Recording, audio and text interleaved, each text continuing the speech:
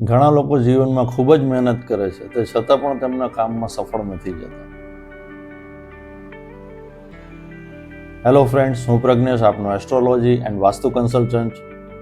ઘણા લોકો જીવનમાં ખૂબ મહેનત કરે છે તે છતાં પણ તેમના કામમાં સફળ નથી થતા અથવા તો તેમનું કોઈ કામ કરેલું સક્સેસ નથી જતું. સો ફ્રેન્ડ્સ, આનું રીઝન છે તેમની કુંડલીમાં રહેલું કર્મસ્થાન સૂતું છે. સો ચાલો જાણીએ કે આ કર્મસ્થાનને આપણે જાગૃત કેવી રીતે કરાય. તેના માટે રેમેડી છે કે તમારે 2 મુઠ્ઠી વરિયાળી લેવાની છે.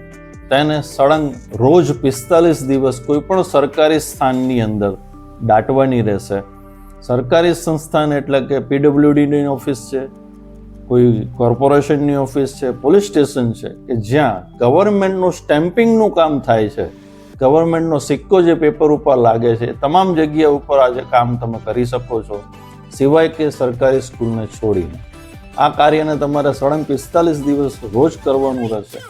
તેનાથી તમારું કર્મસ્થાન જાગૃત થશે અને તમે તમારા જીવનની સફળતાની સીડીને ચડી શકશો.